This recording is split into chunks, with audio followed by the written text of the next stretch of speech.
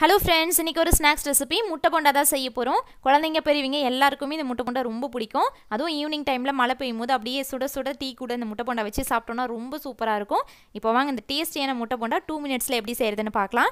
கீர்த்தி சௌமிஸ் கிச்சனை first time பார்க்கறீங்கன்னா red colour subscribe பட்டனை கிளிக் பண்ணிட்டு பக்கத்துல இருக்க பெல் ஐகான்ல ஆல் கொடுத்துக்கோங்க. என்னோட வீடியோஸ்லாம் பிடிச்சிருந்துச்சுனா லைக் பண்ணுங்க, கமெண்ட் பண்ணுங்க, ஃப்ரெண்ட்ஸ் அண்ட் ஃபேமிலிக்கு ஷேர் பண்ணுங்க. இப்போ வாங்க வீடியோக்குள்ள போலாம். இப்போ போண்டாவுக்கு மாவு கலந்துக்கலாம். இந்த கப்ல 1.5 கப் அளவுக்கு கடலை மாவு எடுத்துக்கிறேன். இது ஒரு 150 கிராம் இருக்கும். நான் இன்றைக்கி ஒரு 6 போண்டா தான் செய்ய போகிறேன், அதனால் கம்மியாக எடுத்துக்கிறேன். நீங்கள் எவ்வளோ செய்கிறீங்களோ அதுக்கேற்ற மாதிரி எல்லாமே எக்ஸ்ட்ரா சேர்த்துக்கோங்க.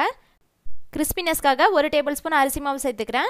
இருந்தால் சேர்த்துக்கோங்க, இல்லைனா பரவாயில்ல. இப்போ இதில் ஒரு பச்சை மிளகாய் பொடியாக கட் பண்ணி சேர்த்துக்கிறேன். கொஞ்சமாக கட் பண்ண கொத்தமல்லி தழை, 1/4 டீஸ்பூன் இஞ்சி பூண்டு பேஸ்ட்டு, ஃப்ளேவர் நல்லாயிருக்கும், கண்டிப்பாக சேர்த்துக்கோங்க. இதில் ஒரு 1/4 டீஸ்பூன் பெருங்காய பொடி, ஒரு மீடியம் சைஸ் வெங்காயம் நல்லா பொடியாக கட் பண்ணி சேர்த்துக்கிறேன்.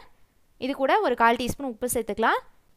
உப்பு வேணும்னா அப்புறமா டேஸ்ட் பண்ணிவிட்டு சேர்த்துக்கலாம். இப்போ இதில் தண்ணி சேர்த்துக்கிறேன். கொஞ்சம் கொஞ்சமாக தண்ணி சேர்த்து மாவு கலந்துக்கலாம். ஒரே டைமில் நிறைய சேர்த்துட்டோன்னா அப்புறம் ரொம்ப தண்ணியாட்ட போயிடும். பஜ்ஜி மாவை விட போண்டா மாவு கொஞ்சம் திக்காக இருக்கணும். தண்ணி நிறைய சேர்த்துட்டோன்னா முட்டை மேலே மாவு ஒட்டாது, அதனால் கொஞ்சம் திக்காகவே மாவு கலந்துக்கலாம். இதே மாதிரி நிறைய ஸ்நாக்ஸ் ரெசிபீஸ் நம்ம சேனலில் போட்டிருக்கோம். அந்த வீடியோஸோட லிங்க் எல்லாம் டிஸ்கிரிப்ஷனில் இருக்குது. ஸ்நாக்ஸ் ரெசிபீஸுங்கிற பிளேலிஸ்ட்டில் இருக்கும், பார்க்காதவங்க பாருங்கள். இப்போ இதில் ஒரு 1/2 டீஸ்பூன் மிளகாய் பொடி சேர்த்துக்கிறேன். இப்போது இதை நல்லா கலந்து விட்டுக்கலாம். நான் மாவை கலக்கிறதுக்கு முன்னாடியே 3 முட்டை வேக வச்சு தோலெல்லாம் உரிச்சிட்டு 2 கட் பண்ணி எடுத்து வச்சுக்கிட்டேன். நம்ம மாவு கலந்துட்டு ரொம்ப நேரம் வச்சிட்டோம் அப்படின்னா வெங்காயம் சேர்த்துருக்கிறதுனால தண்ணி விட்டுரும். அதனால் ஃபஸ்ட்லேயே முட்டையை வேக வச்சு எடுத்து வச்சுக்கோங்க. இதில் வெங்காயம்லாம் சேர்க்காம வெறும் கடலை மாவுலேயே அப்படியே கூட பஜ்ஜி மாவு மாதிரி கூட கலந்து செய்யலாம். வெங்காயம் சேர்த்தோன்னா இன்னுமே நல்லா டேஸ்ட்டாக இருக்கும். இப்போ இதில் இன்னும் கொஞ்சமாக தண்ணி சேர்த்துட்டு இதை நல்லா கலந்துக்கிறேன். எப்போவுமே போண்டா மாவுக்கு ரொம்ப நிறைய தண்ணி ஊற்றிட்டோம் அப்படின்னா எண்ணெய் குடிச்சிரும். அதனால் கொஞ்சம் போண்டா மாவு திக்காக தான் இருக்கணும், அப்போ தான் நல்லாயிருக்கும், எண்ணெய் குடிக்காமையும் வரும். இப்போ இதில் ஒரு 1/4 டீஸ்பூன் சோடா உப்பு சேர்த்துக்கிறேன். சோடா உப்பு சேர்த்தோம்னா போண்டா நல்லா சாஃப்டாக இருக்கும். கம்மியாக தான் சேர்த்துருக்கோம், எண்ணெயெலாம் குடிக்காது.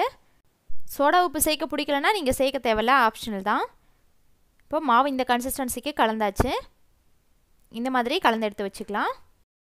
இப்போ இதில் முட்டை போண்டா எண்ணெய் குடிக்காமல் நல்லா மேலே கிறிஸ்பியாக வெந்து வரதுக்கு ஸ்டவ் ஆன் பண்ணி வானலில் எண்ணெய் வச்சுருக்கேன் போண்டா பொரிக்கிறதுக்கு. அதிலேருந்து 1 டேபிள் ஸ்பூன் அளவுக்கு சூடான எண்ணெய் எடுத்து இந்த மாவில் ஊற்றி நல்லா கலந்துக்கலாம். கண்டிப்பாக இந்த ஸ்டெப் ஃபாலோ பண்ணி பாருங்கள், போண்டா எண்ணெய் குடிக்காமல் நல்லா கிறிஸ்பியாக இருக்கும். இப்போ இதில் ஒரு 3 முட்டை வேக வச்சு இந்த மாதிரி 2 கட் பண்ணி எடுத்து வச்சுருக்கேன். மாவு நல்லா கலந்ததுக்கப்புறமா நீங்கள் முழு முட்டையாக கூட போட்டு செய்யலாம். முழு முட்டையாக போட்டிங்கன்னா ஒரு சில டைம் வெடிச்சிடும். அதனால் ஃபோர்க் வச்சு அந்த மேலே மட்டும் கொஞ்சம் கொஞ்சமாக சின்ன சின்ன ஓட்டை மாதிரி போட்டு விட்டுக்கோங்க. இது அரை முட்டைங்கிறதுனால நான் அப்படியே மாவில் கலந்து எடுத்து போட்டுக்கிறேன். போண்டா போடும்போது நல்லா ஃப்ளேம் ஹையில் இருக்கணும். போட்டு முடிச்சதுக்கப்புறமா ஃப்ளேமை லோவில் வச்சுட்டு பொறுமையாக வேக வச்சுக்கணும். எல்லா சைடும் திருப்பி போட்டு ஒரு 5 மினிட்ஸ் வேக வச்சோன்னா போதும். உள்ளே இருக்கிற முட்டை ஆல்ரெடி வேக வச்சது தான், வெளியே இருக்கிற மாவு மட்டும் நல்லா கிறிஸ்பியாக வந்தால் போதும். பாருங்கள், இப்போ 5 மினிட்ஸ்க்கு அப்புறம் இந்த மாதிரி நல்லா ப்ரௌன் கலராக சேஞ்ச் ஆயிடுச்சு. பார்த்தாவே தெரியும் வெளியே நல்லா கிறிஸ்பியாக வெந்திருக்கும். இப்போ தான் எடுத்துக்கலாம்.